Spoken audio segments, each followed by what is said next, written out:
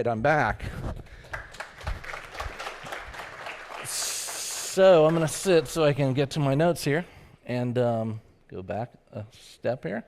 I'm going to introduce this man. He's a really cool grad from 2009. I'm going to go over his stats in a few minutes, but I think it'd be really cool just to show some of what his company does first. So I'm going to play a video, and then we'll bring Joe out, okay? So I'll wait for the lights because it's going to roll. 3, 2, 1.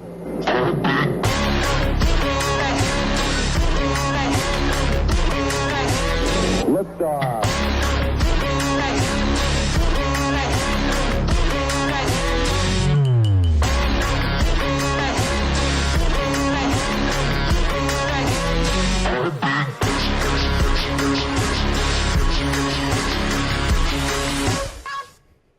All right. Joe, let's do it. Joe Boutin, ladies and gentlemen. 3.2.1 Creative. Yep. Have a seat, sir. Thank you. Hey, everyone. So, somehow my presentation has to get fixed because... Uh-oh, all shut down. Yeah, my notes aren't on here, but I can remember what we did, so I'm not seeing my notes view. So Joe graduated in 2009 from the Digital Arts and Design program, and shortly thereafter went out into the agency world, and that's what he's most tuned in to talking to you guys about today. Tell us a little bit about when you, immediately when you left Full Sail, what was your first experience out in the industry? As soon as I left here, I wasn't sure which path to take. I graduated from DAD, so we got a lot of knowledge and a lot of different things, all things creative. So when I first graduated, it was somewhat of a whirlwind. I knew I wanted to be in an agency. I knew that it was fast-paced, working on a ton of projects, something to keep my interest going. So I started applying. Actually, I started applying for internships 6 months before I graduated, knowing I couldn't take the internship because of the crazy schedule here, but at least just to get the interview skills that I needed once it was a real interview that I was going after. So my first role was at an agency called MediaWorks in Ormond Beach, and I had an apartment in Orlando, so I was making the drive every day from Orlando to Ormond Beach, and they hired me on as a junior graphic designer. And at first, it was working on ads for the telecom or telecommunications industry.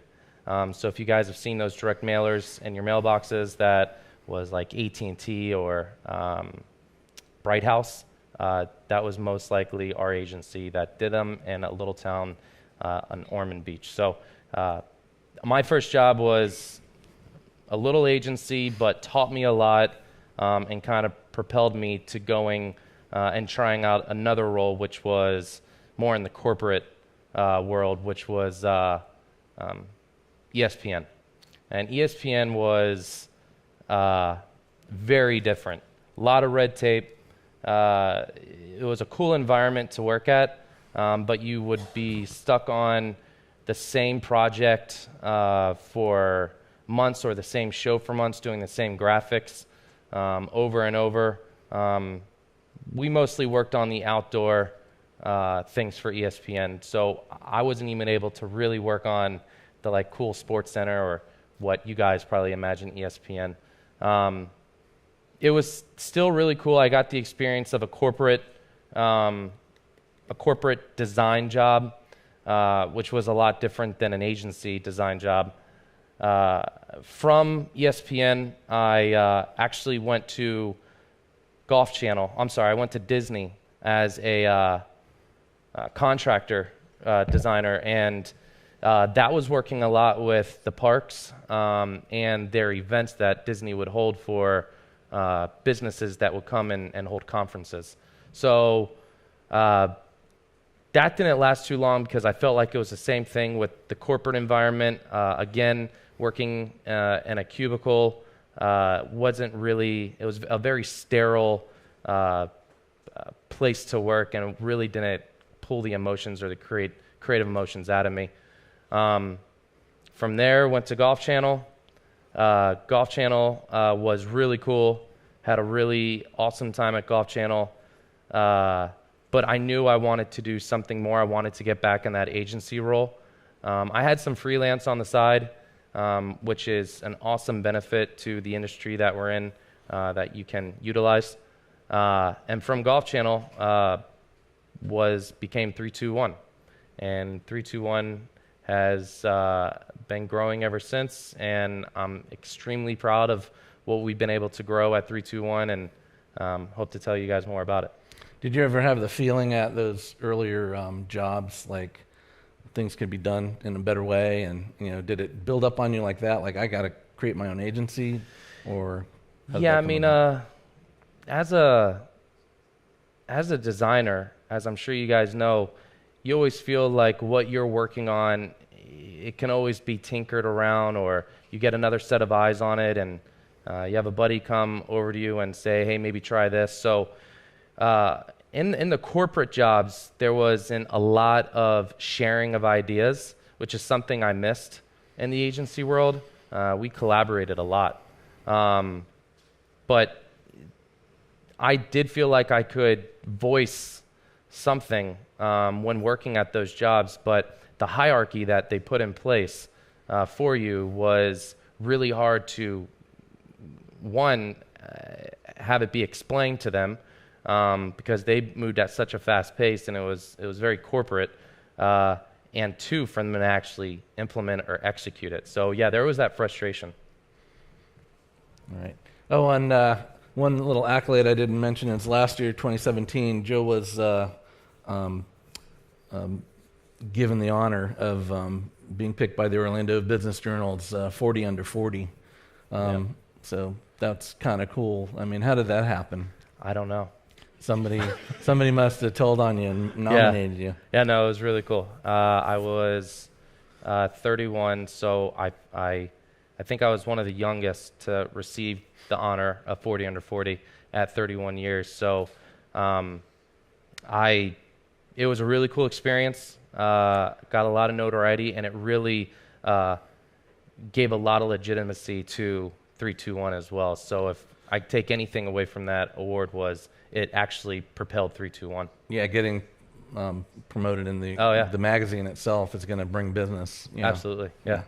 So perspective, you Joe provided me with these images that the agency designed, and he gave me the names of the images, and they, this is what's cool. That's kind of behind the scenes, but that's what we're here to tell you, is, this asset here is called perspective, and this is the point of the show where we're going to talk about, perspective. So, I'm sure this went through committee, and, let's make the eye a little browner, and let's do this and let's do that. But it really comes down to essence, right? Like, you want this to represent something. So you sent me some slides because what they mean and what they represent. So yeah. So one of my creative leads, we just recently went through a rebrand at the agency about 8 months ago, and he is a graduate from here. His name is Joe Boutin.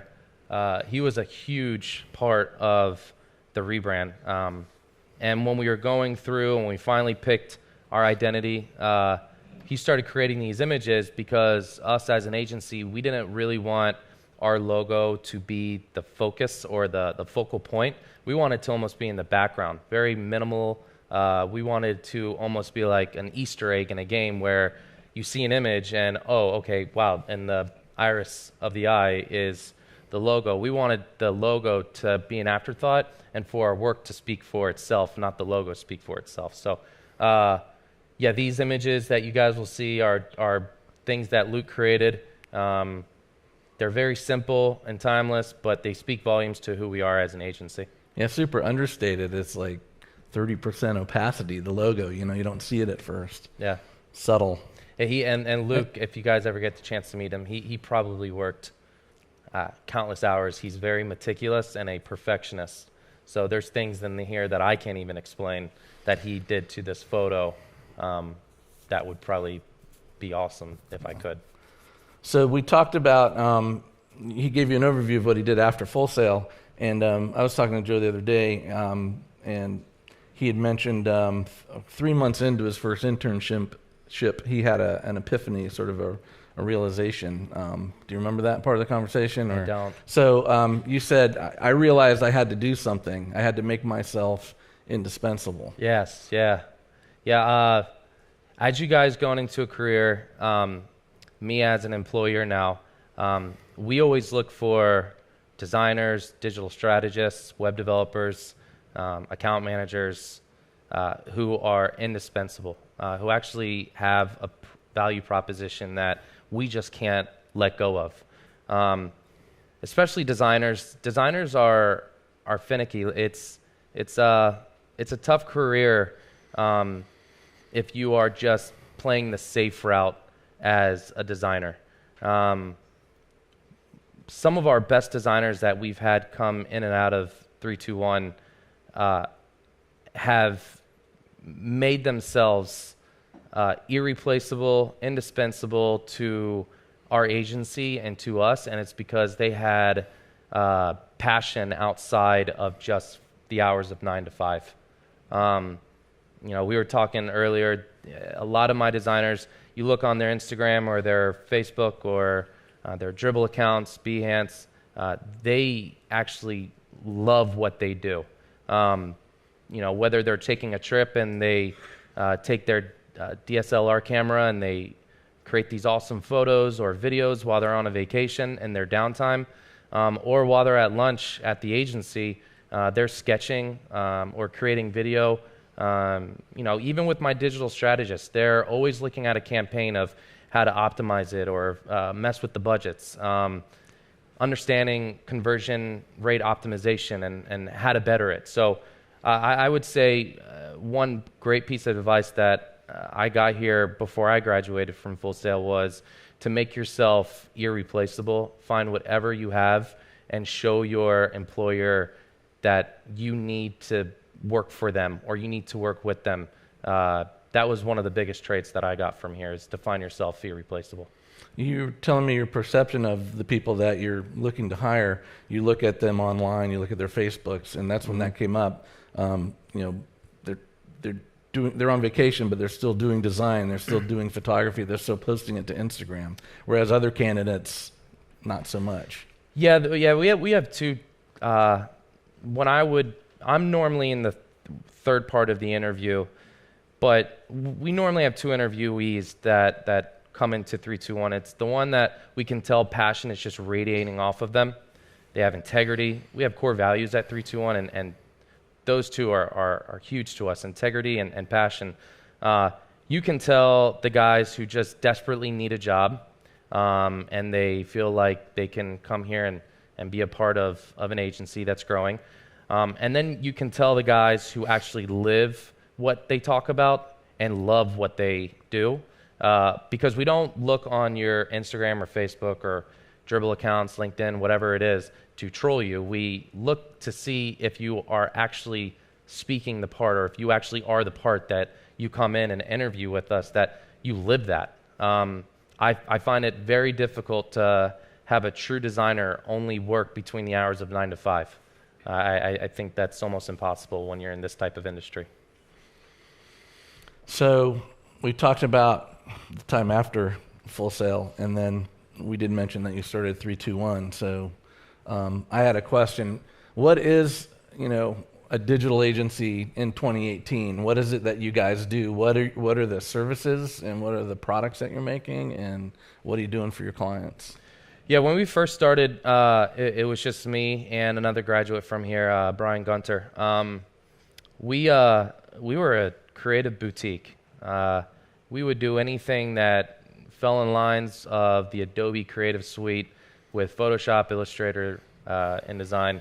And that's really where we stopped. We would do the UI and the UX of a web project, but we didn't code it because that's what we felt comfortable with.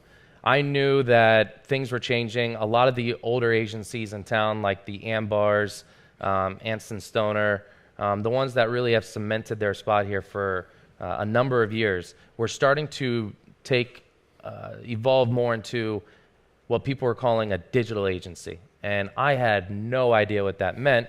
I had no idea what targeting demographic campaigns or any of that was, AdWords, Google Display Network, all that fun stuff was. And then when we brought on our third partner, his name's Kerry Sobel, he's a graduate of UCF. I made it a point, I was like, we got to change where we're going. We can't just be a design boutique or creative agency anymore. We got to go more into what our clients are needing, and that is a return on their investment. You can make a logo look awesome, a brand look great, but at the end of the day, clients cared about the dollars that they were spending with you, how much they were going to get back, and that's probably the main focus or the main goal of digital marketing or a digital agency was. The essence of it is a client has media dollars, and it's not the media dollars, the traditional media dollars like billboards and print publishers, direct mail, radio, TV. All those things weren't really trackable. And in fact, if you got a pitch deck from one of those traditional platforms, it would have a lot of impressions on there. And that's how they would sell clients. They would say, this billboard will get you 11 million impressions. And impressions really just mean I glanced at it. I'm sure you guys see on your Facebook feed, you guys see ads all the time. If you even look at it for more than 2 seconds, you are now counted as an impression, even though you did nothing with it and it doesn't meet your standards or anything. What does matter is a click-through rate, and even more than that is a conversion.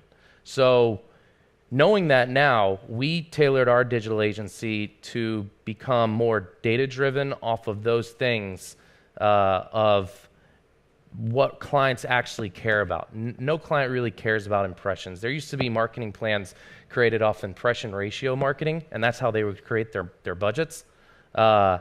It's no longer that. It's now conversion rate marketing, where the client wants to know at the end of the day, what is my call to action and what are my conversions on it, and how much am I spending per conversion? So it took a really long time for me and my two other partners to figure that out. So we hired people who knew a lot about it. We had to make investments in the agency at a young age, which was really scary at that time. We hired a few directors of digital, a few digital strategists. At that time, we had no idea what that meant, but we knew we needed it because other agencies were doing it.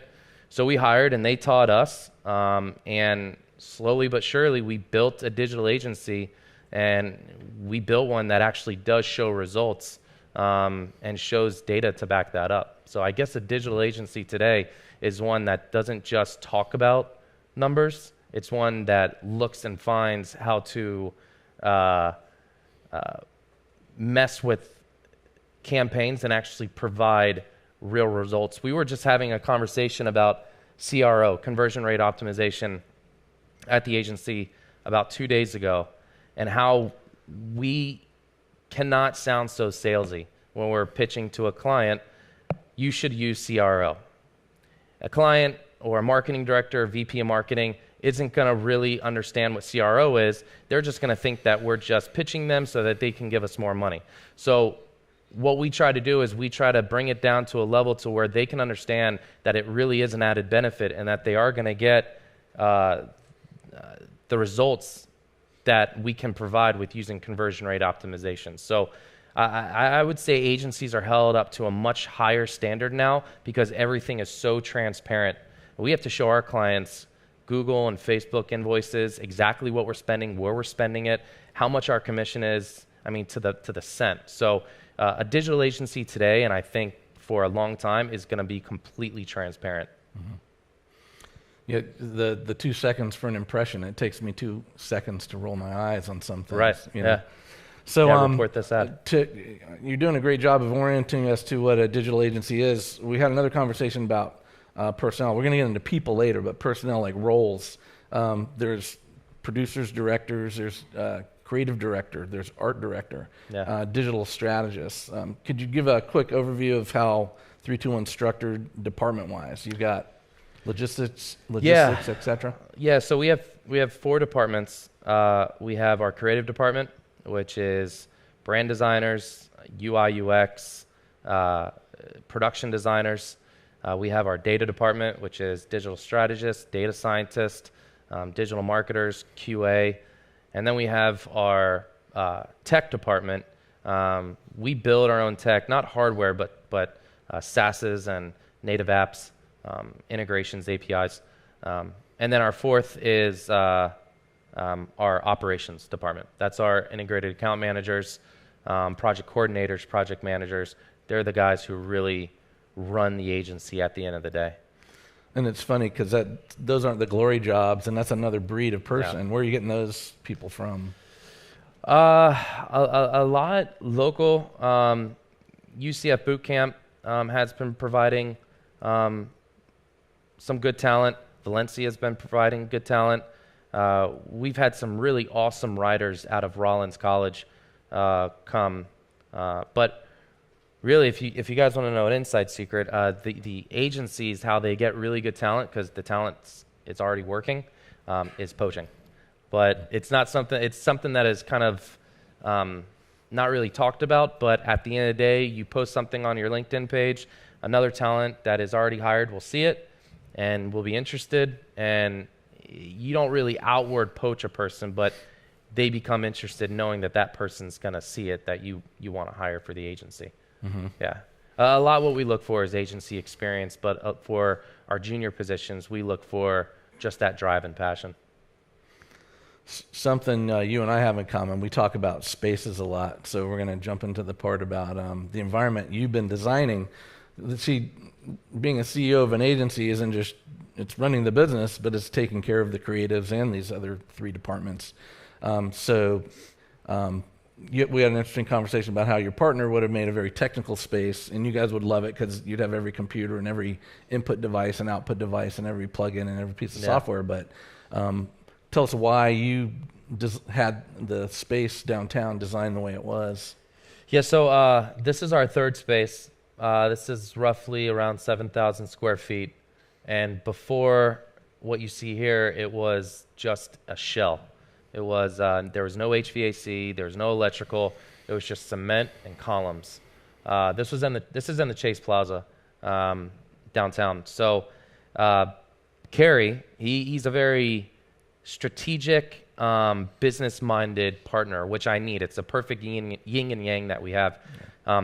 He just cares about getting workstations set up and having a computer and having a person work, but in a controlled environment where he always tells me, he understands why I'm this way, he gets it, is I'm more about pulling the emotion out of a creative, whether you are in Photoshop or in Google AdWords messing with a campaign. I'm more about pulling the emotion, and the space you're in is a lot of that. Full Sail provides awesome spaces for you guys here to provoke and to pull out that creativity. I feel the same way. I wanted to pull out a lot of natural light. I didn't want it to be working in such close quarters. We have 7,000 square feet, but we only have 20 desks, yet we have 35 employees. So I didn't want it to seem so crammed and to almost have it be like a sweatshop at the agency. I want it to be open. We have the hammocks that you see there, that mural. Luke actually did that mural a couple months ago. Actually, both murals. The bird, the other ones. We have a lot of spaces that the employees just go to, sit on the beanbags with their laptops or the hammock. There's the center floating conference room, the kitchen. We have an outside balcony. We have a lot of creative spaces that a person can just work instead of just being at their desk. One of my things was working at Golf Channel and ESPN was I was just in front of my computer the entire day, that they didn't provide different facilities for me to work on my laptop, which is something you guys have here. Just taking the tour today, I can't believe how much it's grown. You guys have amazing facilities to go in and be creative. I wanted to create that same experience. Yeah. I think it has an effect on the output. I mean, you feel like you're a rat in a maze when you're in the cubes. Oh, yeah. Yep. And this feels like you're somewhere amazing. So as a byproduct, the OBJ gave you guys the coolest office award, and Which is the an golden? awesome name. Yeah. Just coolest office award. I Yeah, I know. come up with something more creative, I guess. How do you make the coolest office? Yeah. And what is a Golden Brick Award? Yeah, that's another great name. The Golden Brick Award, this was for the best renovations downtown. Okay. So this was part of the DTO or the EDC. The coolest office was, I guess it's just pretty self-explanatory, but both really cool awards for us. Our space is only 2 years old, so to get recognized so quickly was a cool mini accomplishment. It was a cool event. I just Yeah. threw this one in. It's a close-up of the first mural that Luke did. Yeah, Luke did this all with Sharpie. Yeah, he used about 50 Sharpies. And I remember looking at him one night when he was at the office, and his eyes were completely red. He would be like 6 inches or 3 inches away from the wall, doing these little dots. You can't really see it here, but inside the headphones, there's these little dots to give it texture. Yeah. And inside the camera, I mean, each one of those dots he did, and the camera lens, his eyes were bloodshot red, but it really only took him, I think, and I could be speaking wrong here, but I think it only took him 3 weekends to do this, which it would have taken me years to do that. Yeah. Was that part of the deal? It's like, you can work here. He goes, I only want to work here if I can paint on the walls? Yes. It was? Yes. When we were getting the, well, no, we didn't have that deal, but when we were building the space, he asked if we were going to have a lot of blank canvas for him to paint on, and I wasn't taking him seriously. And when I brought him to the office for the first time, I said, okay, so pick a couple walls for you to paint on, and you could just see the little child coming out in him, that he was trying to pick all the walls he could to paint and to do his murals on. Super cool. So the people, we've talked about roles and positions, but getting the right person in those positions is key. So we're talking about how the agencies are constructed and how they're staffed, with the purpose of getting you guys in the headset and the mindset to prepare yourself to get into this agency life. So what are you looking for in these creatives, like coming straight out of school? How many people here are looking to get into an agency job? One? Okay. One. Okay, yes.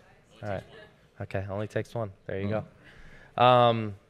So I guess any type of career or place you work at, what we look for, and I give them this disclaimer, is that an agency, the hashtag agency life that you guys will see a lot on agencies' social media is true.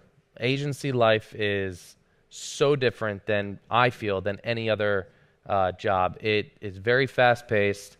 The endurance on the employees, the burnout is very finicky. We have some employees, or had some employees, that got burnt out within 3 months of working at the agency. They were working on several projects at a time, deadlines, the difficulty, or sometimes it was just the mundane projects.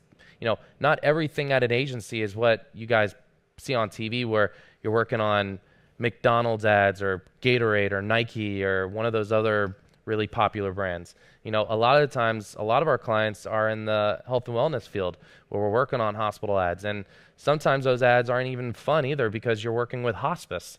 So it's just like, I have a designer that will be working on hospice and then doing a video edit for Topgolf in the same day. So for them to switch their brains and their creativity like that is mind-blowing. But agency life is very fast-paced. There's never enough time, and there's always a ton to do, but it's a lot of fun.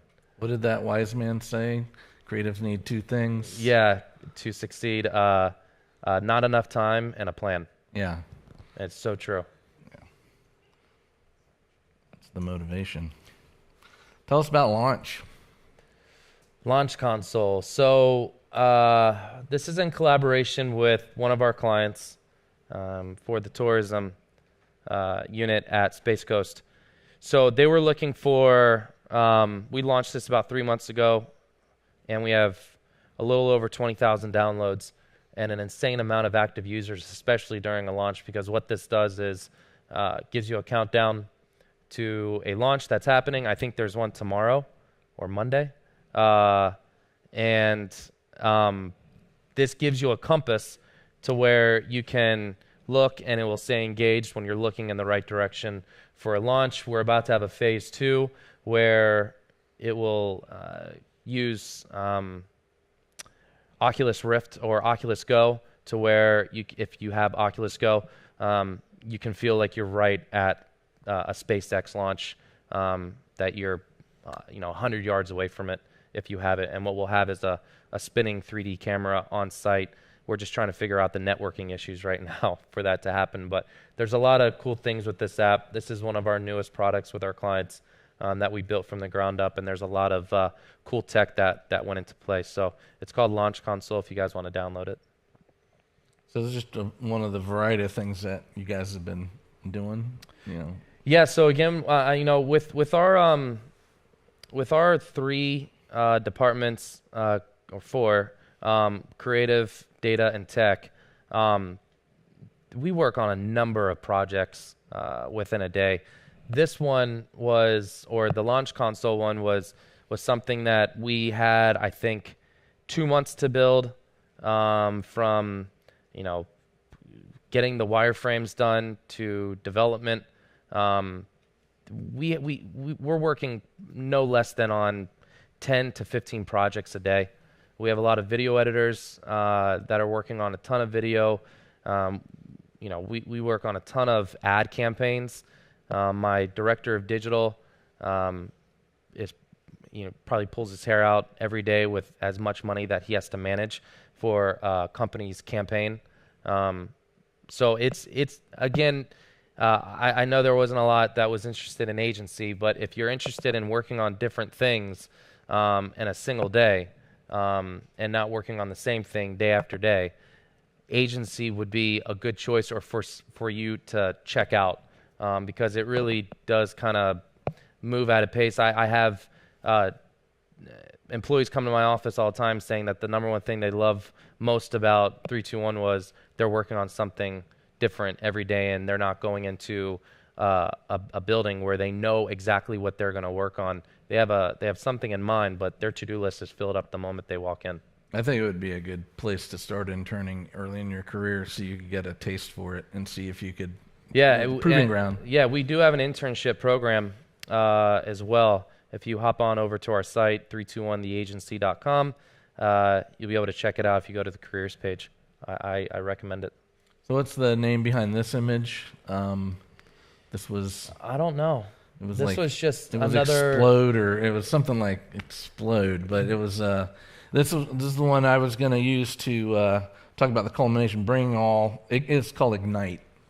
And this is where you ignite the creative spark. You line up your career and you get it all together. So that's what we're going to chat about here. So what do these guys need to do to get their head set and get their plan together?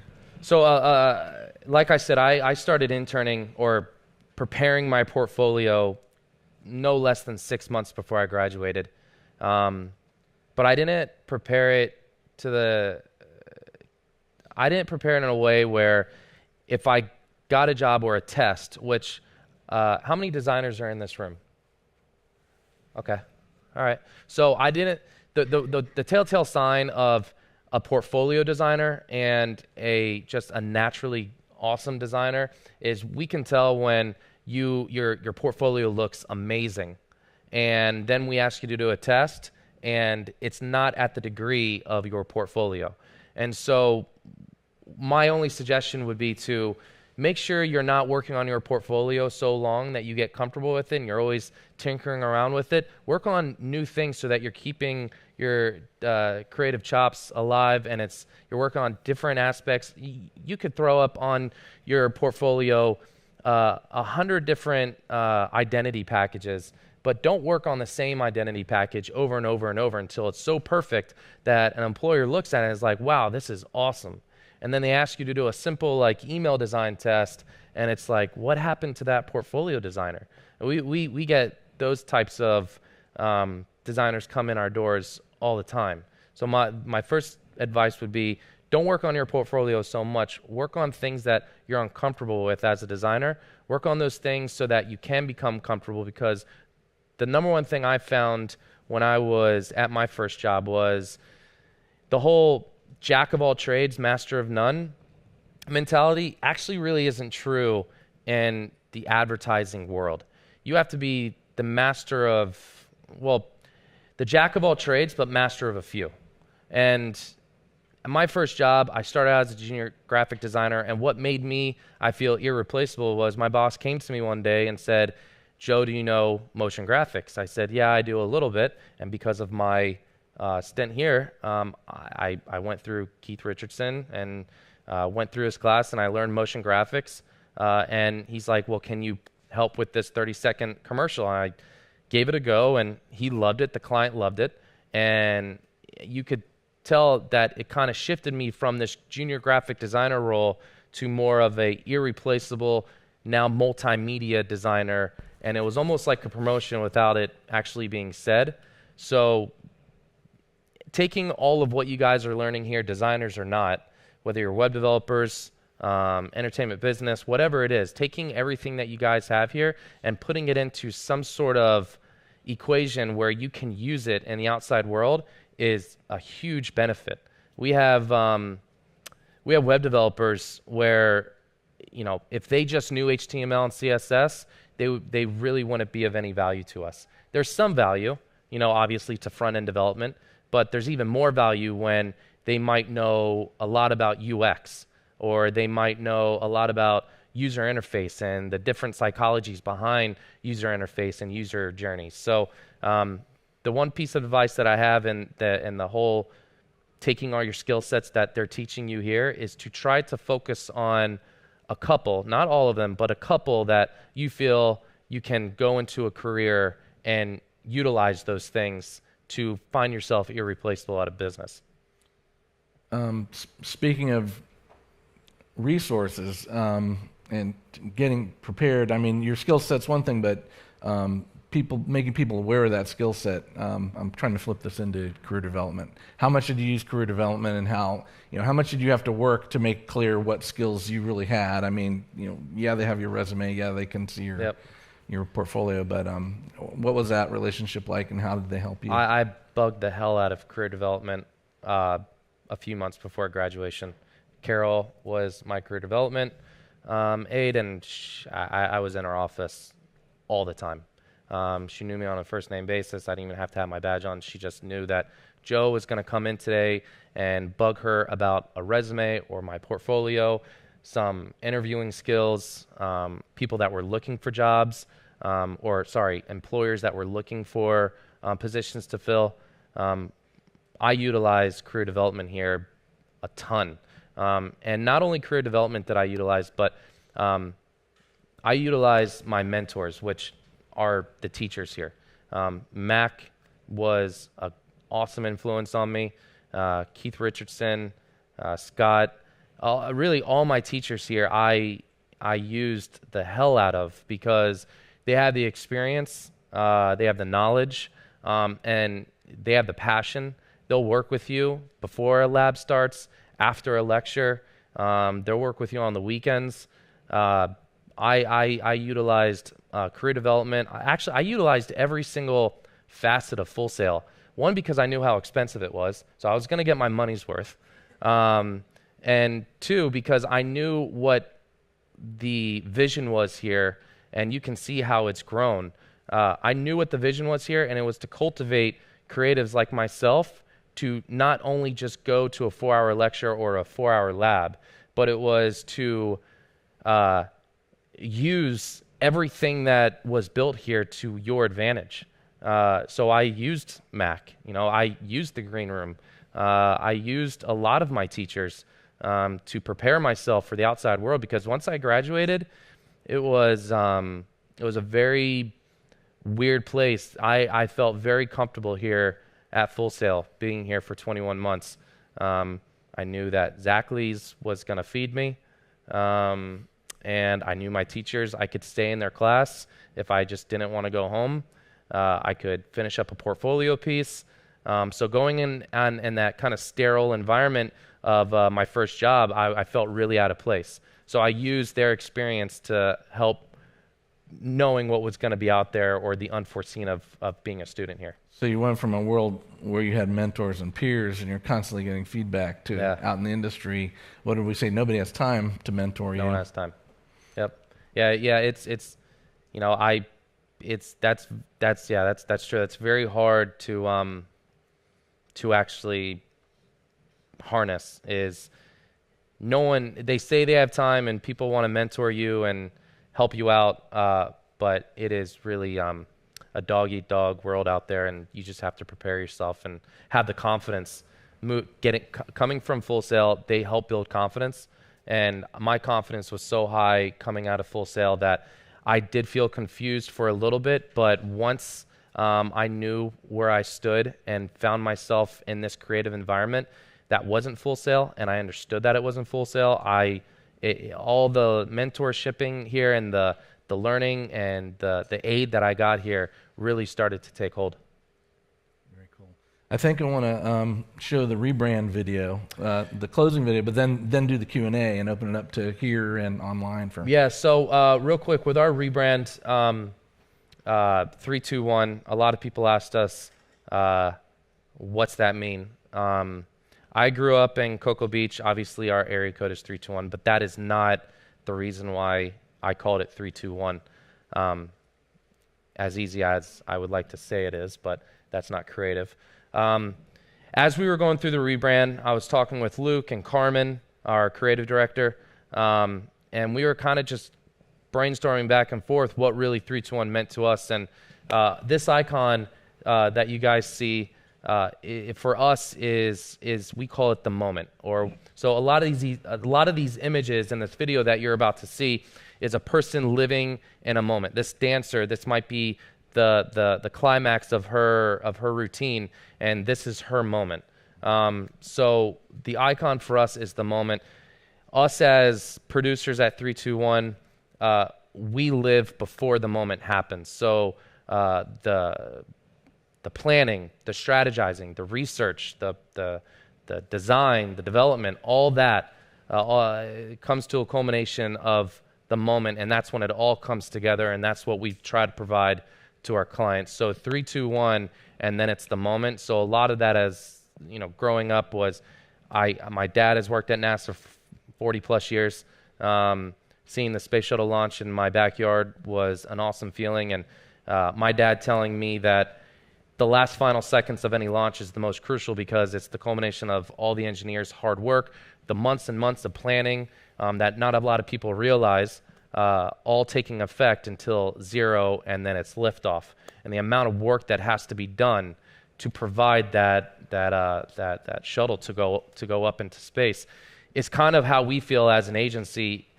Our clients come to us, they don't realize the amount of work that it takes to launch a website or to launch a brand. It takes every facet of my agency to launch the littlest thing. So we wanted that to be recognized in our brand name, and we wanted our clients to know that what we try to do is we try to create moments for our clients, and that every story begins with a moment. So that's sort of how our rebrand took shape, and that's how this video, the story of this video was made. All right, so we're going to roll the video now.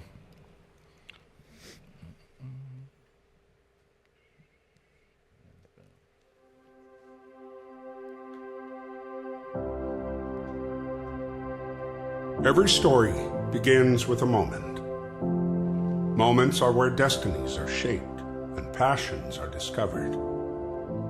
With each moment, you move on from the past and embark into the future.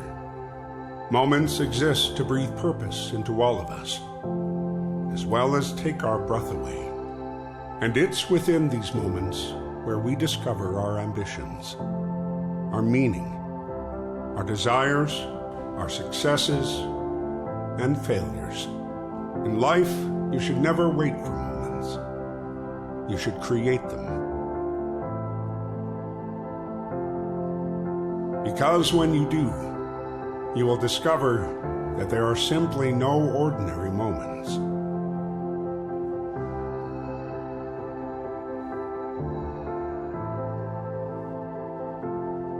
We are 3.2.one, and we live for the moments. Moments that produce opportunities and allow us to be who we are. We are a group of passionate humans who are inspired by extraordinary moments. We are artists, strategists, architects, and dreamers.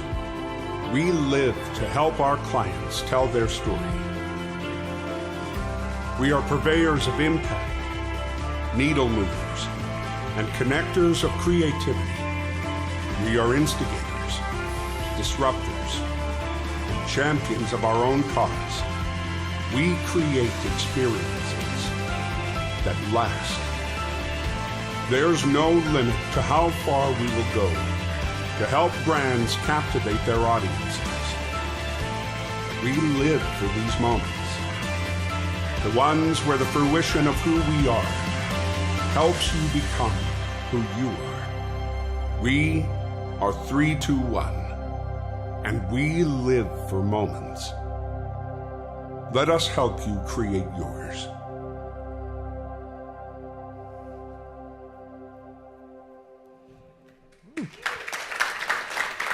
Yeah. I love that video. I like that video a lot. Yeah. I love that video. I like the other one too.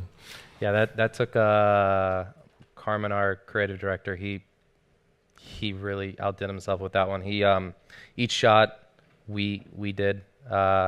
We had this awesome cameraman in the water for the surf scene, which was really cool. That was at like 5 a.m. in the morning. Who wrote the copy? The what? Who wrote the copy? Committee? Our actually, so Carmen wrote the copy, a lot of it, and then Jessica was a big component of our copywriting as well for the script. But I just feel like it flows so nice. Yeah. And it really does tug on those emotions. Are all shoots you guys. Yeah. Yeah. Yeah, that took us 3 days. Ain't no stock here. Yep, nope, no stock, no stock photos. And we were able to use facilities that we thought we had no shot being able to use. The dancer was in the Orchid Garden, which is downtown at Church Street Station, which they never let really anyone use. Right. And I don't know how it happened, but they let us use it for free, which is amazing. But we had a 3-day production, and then it was probably around a 2-week post-production on that. And the voiceover guy, we found really awesome raspy voice that we wanted. But yeah, we love that video. We showcase it all the time. So let's open it up to questions for Joe Boutin and 3.2.one Creative Agency questions. We've got one over here, so wait for the microphone. And Hi, Hey. My name's Aaron. I'm in recording arts. So obviously there's like tons and tons of things that go into advertisement. Yeah. So I wanted to ask, as somebody who's very involved in music, do you actually have any like composers on your team, or do you usually just commission people? And another thing is, like, when you're looking for music to use in your advertisements, what do you look for? Obviously there's like different moods and stuff like that, but like in terms of like the actual structure and composition of the song, what kind of ends up drawing you to something that would make you want to choose that song over another? Yeah, so for the first question, we don't have any composers on staff. But what I will say, I was just talking to Katrina about this when they were doing the tour. Music for us, for any video that we do, big or small, is the catalyst that drives our video editors to build the piece. So we look for composers on a contractor level.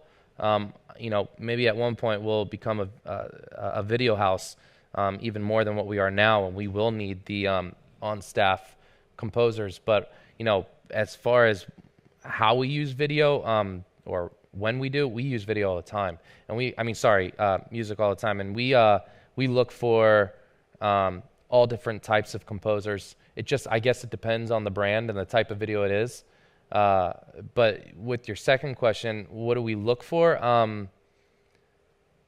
I would say, so there's different agencies all around, obviously, that have a different creative touch on things. I always love that we have a different approach at looking at creative, that we try not to go for that generic look or sound. So we try to have a little different of spin on when we're listening or creating something, to where it doesn't sound like if we're doing a commercial and we need music background, that it's not like elevator music and it was just a quick pick for us, and okay, we got our background music, the client's going to be happy, and that's it. I know our creative director always looks for something that has a different bass or has just a different feel. But I mean, at the end of the day, music is supposed to pull emotion out, to have that person have a call to action. So music it drives a lot, and we try to look for that music to drive a sale or to drive brand awareness. So if it's doing that and we feel like it is, we'll use it. But we don't look for a particular soundtrack. We try to think about what the video is, and we try to compose or to bring a soundtrack that's a little different than what the norm is into it. Yeah. Is there an online question? Oh, I'm sorry. Hello? Okay. Yeah. We had a few questions from Alec, actually, and he wanted to know more about how you started the company, as far as what resources you had financially or otherwise, equipment, some advice on people who want to start their own agency, and some hurdles that you might have overcome while starting it. I would first ask if he's local, because I don't want him to become a competitor. Just kidding. The assets that we had, like I said, I kind of mentioned it really quick at the beginning of this, was I'm not sure the degrees you all are in, but for the most part, I'm sure you guys can utilize what you're learning here and have a side hustle. I actually encourage all my employees to have a side hustle going on with freelance. So when I was working at ESPN, Golf Channel, and Disney, and even my first agency job, I would come home, I would have my own setup, and then I would start working on freelance. And I was doing freelance for anything, just to bring in extra revenue or to better my skill set. So I was doing flyers for clubs and bars. I was doing news articles with coupons, and I was doing everything. So the resources I had when I first started the agency was I actually tapped into this client, and they were just looking for a freelancer, and I guess I just struck a chord with them, and I became one of their full-time freelancers, even though he knew I had a job. And then at Golf Channel one day, I was like, you know what? I want to start my own agency. I want to do this on my own. So I took the leap of faith, knowing that I had freelance as a backup. And it kind of just snowballed from there. As soon as I left Golf Channel, my freelance just skyrocketed. And I knew that I could just hold on to my freelance and actually create an agency from it. So I didn't really have any financial aid. There was no loans, business loans I had to take out. It was really a debt-free agency. We really used the funds from my freelance to start the agency. And, if you can do that, that's amazing. So the computers that we had, I think, honestly, the laptop that I was using was the laptop I think Full Sail gave me in 2010 or 2009. I was still using that laptop until I had the funds from freelance to get myself an iMac or something. But it was off and on. It was a little scary, but I had Brian to help me out with freelance when I was still working full time, where I would work in his garage, or we had a little place looking over Wall Street, and we used the freelance that we had to build the agency that we have today. Wall Street or Orlando. Wall Street, Orlando. Yes, that's a whole different Wall Street. And there was another. From Jacques, and he wanted to know, as a business that has to cater your creativity to the needs of your clients, in which ways have you learned to let your creativity soar? And in what ways do you feel you have to be more lenient with your own vision in order to meet the needs of your clients? Yeah, that's something that we battle with every day. We have clients that we can push back and say, this is not going to look the greatest, the direction that you're giving us. And we can't really do anything. And so I know my designers and my creative director moan and groan about those clients that we have that we're not able to really tell them this isn't the best that we think we can produce here, but because your direction, you feel so strong about this direction and that's going to work 100%, we kind of just lay down our cards or our weapons and we say, okay, this is what you wanted, here it is, and it pains us. And then we have those clients that, let us produce everything we can to our ability, that the full-fledged of the agency is behind them and they're looking for education and they trust us. That's the number one thing, is they trust what we're doing.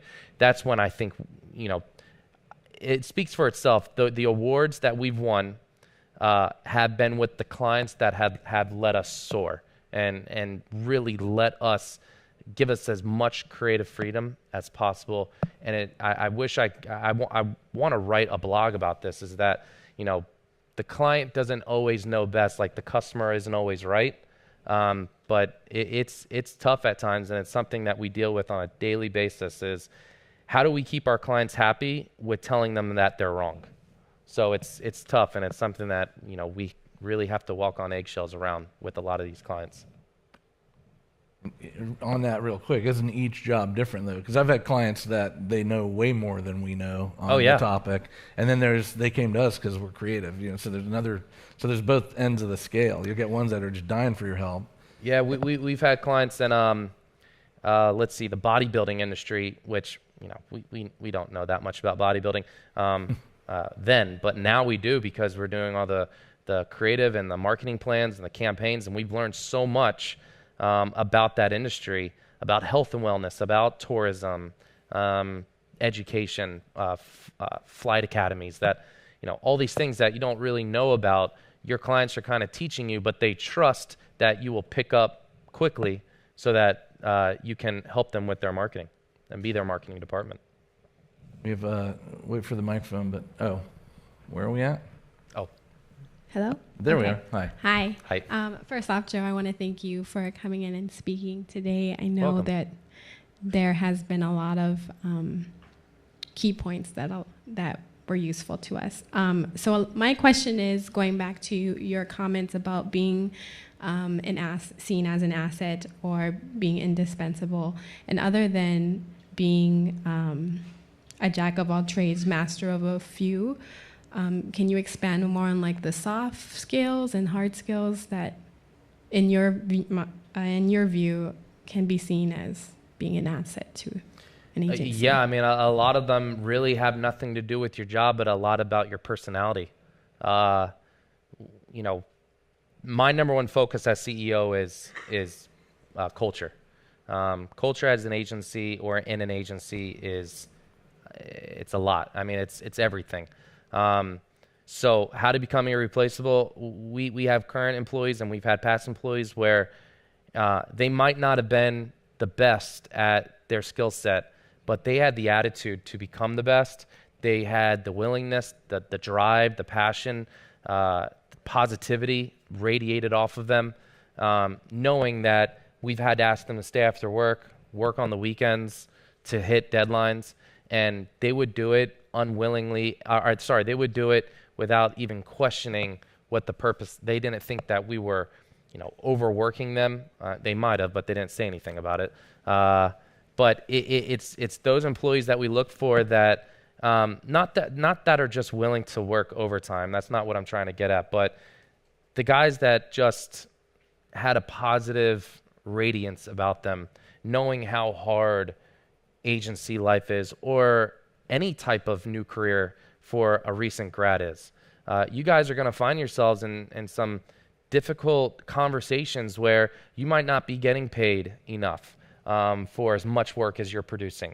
And that's really going to set you off in a lot of ways. You might have a boss that is not willing to communicate with you. And you're going to have to learn how to adapt or find a place to where that communication is openly available. You're going to have a lot of frustrations. Don't let it show too much to where you're not able to see the opportunity that's right in front of your face. I've seen so many people fall on their own sword at the places I've worked, to where I knew the talent was awesome. They really had a passion for what they did, but their attitude was just miserable. And it was like a black cloud formed over them. And unfortunately, they had to be let go, or they moved on and they quit because they just thought it was unbearable, and the grass is greener at another job. And really, it wasn't. They were just so jaded and blinded by their frustrations and not be able to vent or to talk about it to someone, that they became a terrible asset for us. And their positivity went down the drain. It's like a poison, and it'll spread too. Yeah, in this environment that you're creating for creativity. So I mean, there's a rumor mill at the agency. There's all these things that happen at an agency that happen at any job. But positivity is one of those things that become irreplaceable to us. We're a small agency in the realm of things. I mean, we're in with 35 employees. That's nothing compared to some of these other agencies where they have over 100. So culture to us, my main focus is culture, making sure everyone has a voice, everyone feels like they can communicate, that they're not alone, and that they feel good and have a smile on their face, or feel good about the work that they're doing day in and day out at the agency. One of our visions, or our vision statement at the agency, part of it is to create the best work of our lives. And that's not just, again, to do with design, but feeling like you're a part of something that's bigger than yourself is always a great motivator. And we want to make sure that we are trying to lay that foundation, that we're creating bigger something than ourselves at the agency. That it's not just a campaign, or it's not just a web design or a piece of music that we're composing. That it's something more than ourselves, and you have the passion to provide that. Cool. We have a gentleman right here with a question. How's it going? Hi. You guys have really good work. Thank you. However, y'all have a team, so everyone has to get paid, obviously. Mm-hmm. When it comes to your clients, usually are the budgets always, kind of up there, or do you work with small budgets or small, budget companies, stuff like that? So starting out, we would work with anything and everything.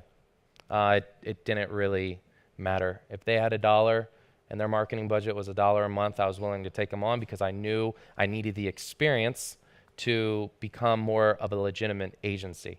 That you'll notice a lot of the agencies in town actually rep their clients more than their employees. Where we try to do the opposite. We spotlight our employees and don't really talk about our clients.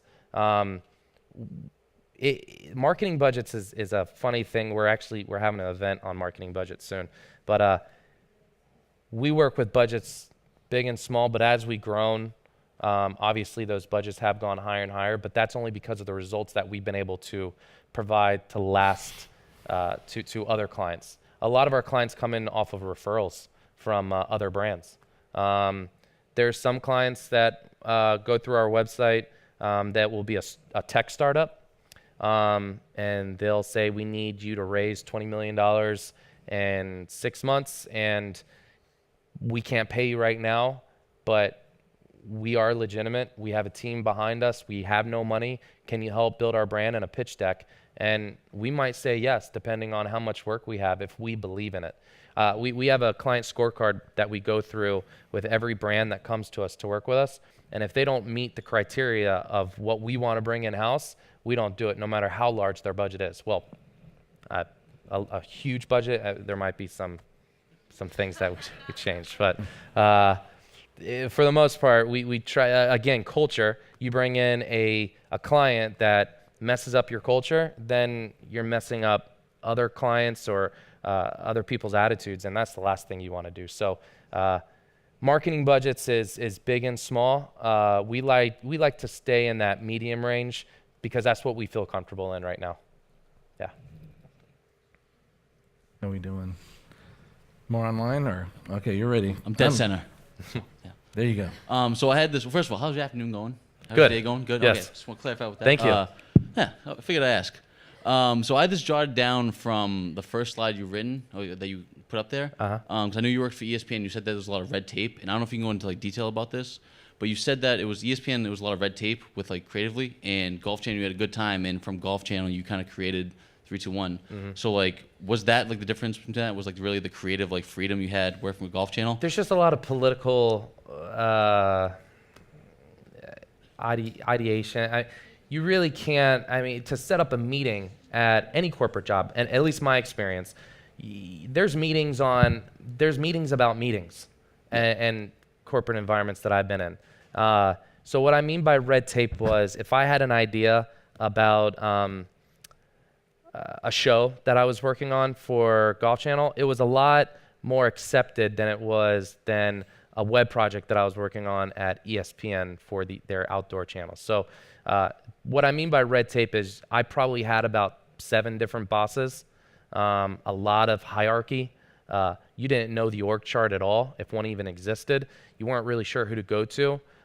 If you had an idea, you pretty much, the feeling was you had to keep it to yourself unless it was something spectacular, and even at that, that's subjective anyway. So I guess what I meant by red tape was you felt like you were a pawn in the ocean, where at an agency you can become a leader very fast. And each person, I know speaking from experience, each person at our agency really does matter to us. Each person is there because they mean something to us, not because they're just doing a daily grind job and we can replace them easily. Each person at our agency moves mountains for us and means so much, and that we give them, or I hope they think this, we give them as much creative rope to hang themselves. We want them to flourish. We want them to try different things out. We want our directors to come to us and be proactive with ideas. We have these things every quarter. We at least try to stick to it every quarter. They're called hackathons, where we spend a day split up into 2 to 3 teams, and they build a product or an idea to its fruition, like go to market. And we've had some really awesome ideas. One we actually just invested in. 2 employees of ours came to us with an idea. We thought it was amazing, so we invested in it, and now they're partners with us on our outside venture. That now these 2 employees are actually able to do something that they're passionate about outside of 3.2.one as well. So what I meant by red tape is I feel like I didn't have that creative freedom to do things and to voice my opinion as much as I did at an agency. Yeah. This is on a personal note. Where'd you get that watch? Because that watch is awesome. I noticed it right away. Yeah, sorry, I had to ask. It's fake. Just kidding. Mine's fake too. It's okay. I just wanted to know. I think a Cracker Jack box, to be honest with you. Perfect. I'm gonna write that down then. Okay. Thank you again, though. No problem. Online? Question from Katarina wanted to know the story behind the logo. Yeah, so the story behind the logo, there was probably, if Luke was here, he would be able to describe this a lot better than me. But at first, our logo was, actually Mac has it on the back of his laptop. If you guys saw this logo, you would probably say it's 3.2.one, right? Right, okay. So a lot of people would say, and 3.2.one, and we would say it's actually 3.2.one, and we would have to say the whole reasonings why and everything like that. So we wanted to keep, as we went through the rebrand, we wanted to make it really easy for a person to say it's 3.2.one.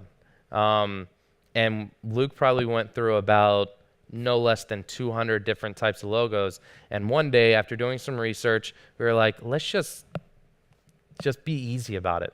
Let's keep it really simple, really minimal, just spell it out, and let's think more about what 3.2.one means and have an icon derived from that. So there really isn't a huge story other than aggravation with the logo. And we were tired of people calling us 321. I know that it's my own fault, but we just wanted something really simple and minimalistic. So design with a purpose. yes.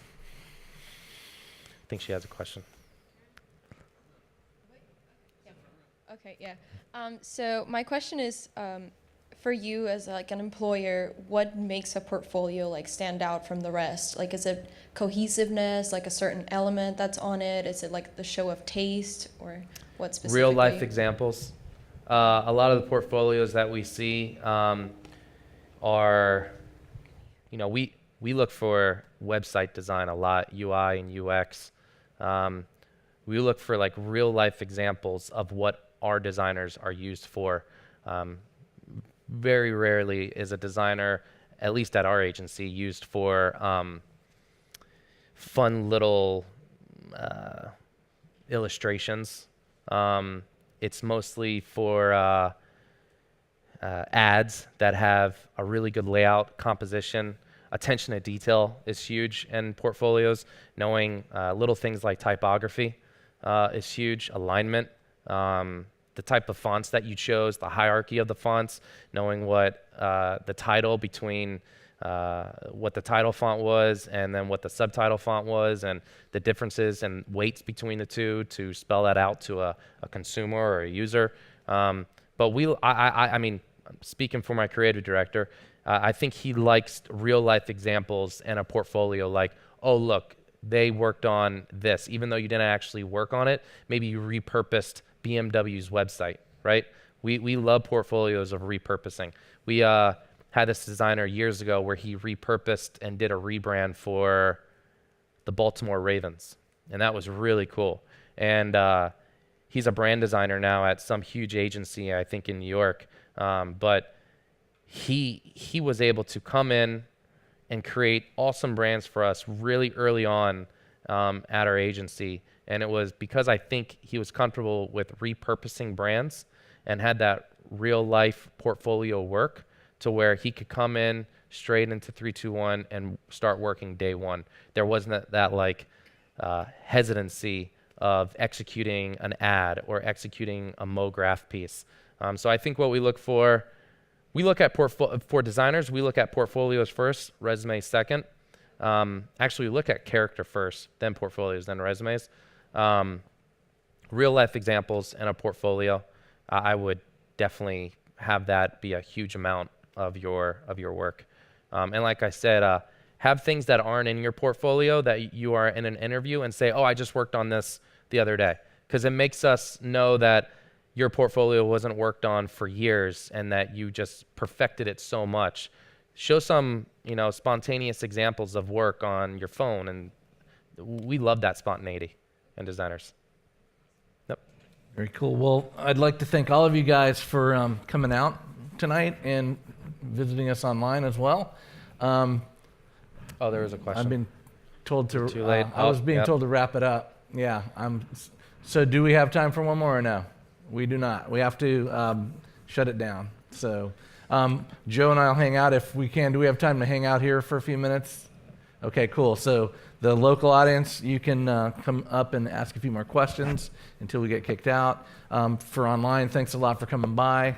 This has been Full Sail Online with Joe Boutin of 3.2.1. Thanks, Joe. Appreciate it. All right, buddy. We did it. Awesome. Yeah, we did it. Some funny, my questions didn't show up on my machine, so we did exactly what you wanted anyway. Yeah, that's fun. Yeah. That works for me. And then my kid was calling.